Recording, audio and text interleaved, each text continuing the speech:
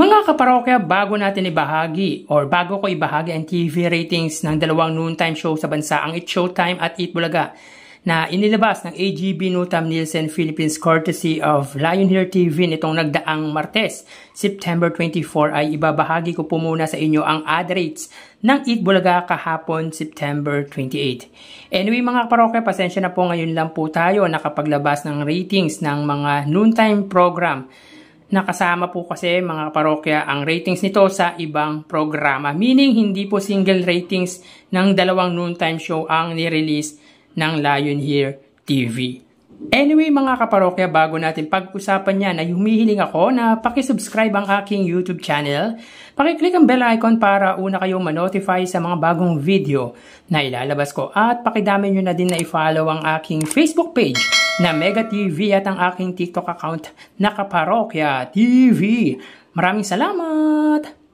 So yun nga mga kaparokya, muli na namang tumabo sa ad rates ang Eat Bulaga sapagkat sa unang gap ay meron po itong 33 TV ads. Sa ikalawang gap naman po sila po ay may 31 TV ads at sa pangatlong gap ay may 36 TV ads with total of 100 ads. So madami po ang advertise ng Eat Bulaga kahapon. And speaking of sponsor naman po mga kaparokya, nadagdagan po ang sumuportang kumpanya sa Eat Bulaga kahapon. At ito nga po ay ang Surf. So walang tulak kabigin ang sumusuporta sa Eat Bulaga, partikular sa Sugod Bahay segment sapagkat higit 10 big names of sponsors po meron sila in a single segment.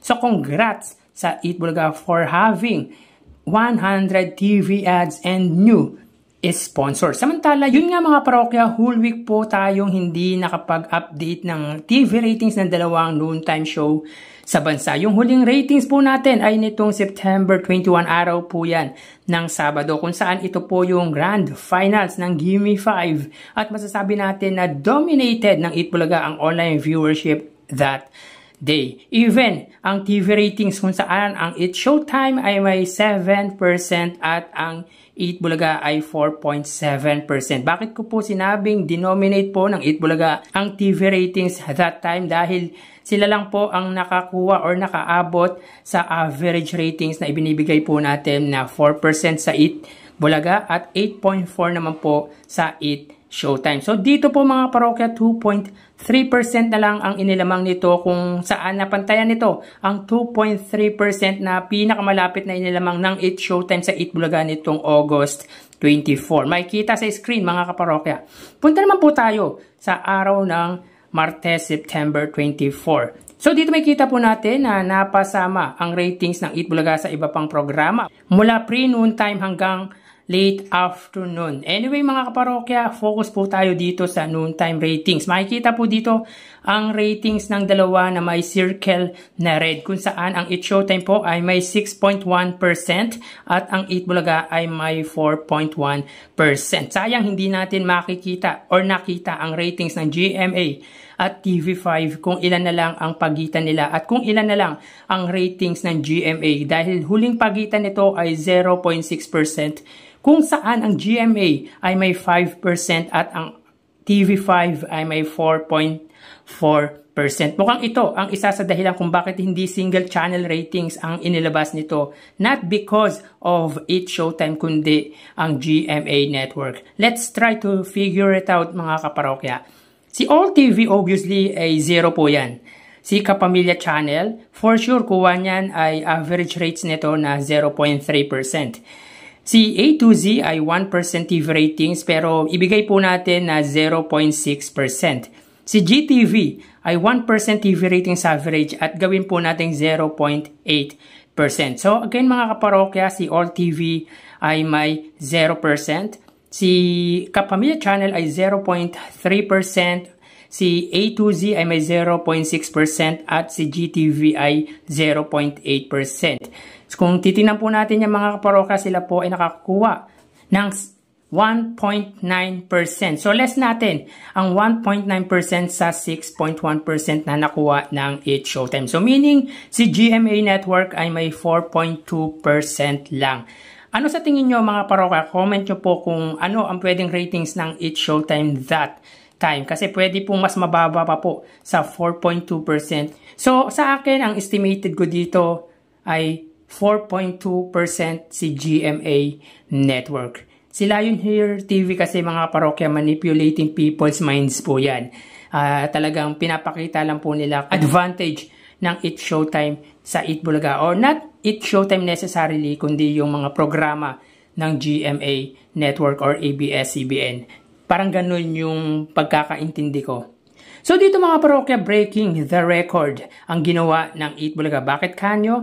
Dahil naputol na po nila ang pinakamalapit na ratings na inilamang ng It's Showtime nitong August 24 at September 21 na 2.3%. At ngayon po ay 2% na lang. At ito na po ang pinakamababang ratings na nakuha ng It's Showtime buhat na maging noontime show sila ng kapuso na GMA Network. Hindi natin pwedeng sabihin dahil recorded episode ng It's Showtime kasi recorded din po ang episode ng Eat Bulaga noong nagdaang Martes. So dito obviously para sa akin wagi ang Eat Bulaga sapagkat sila lang po ang nakaabot sa average ratings na 8.4% sa It's Showtime at 4% naman po sa Eat Bulaga.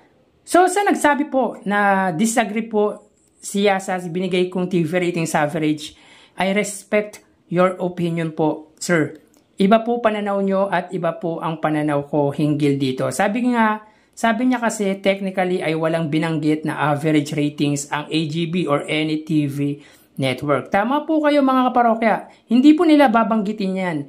Pero ako, binabanggit ko kasi yun yung sa palagay ko. At hindi lang lawak ng GMA Network kundi yung iba pang anggulo. Tingnan po natin. Hindi yung sa lawak lang po ng GMA Network. Si GTV, si A2Z, provided po yan ng 1%. Kaya malaking bagay yan para sa It's Showtime. Technically and figuratively ay lamang po talaga pagdating sa numbers ang It's Showtime. Pero kung susumahin natin, titignan natin ang ibang anggulo, ay mas maiintindihan natin ang dahilan kung bakit malayo or mataas ang ratings na nakukuha ng It's Showtime. Siyempre, respect ko po yung sinabi ninyo, sir, at valid po yun para sa akin. Kaya lagi kong sinasabi sa numbers po, lamang po talaga ang It's Showtime sa Eat Bulaga.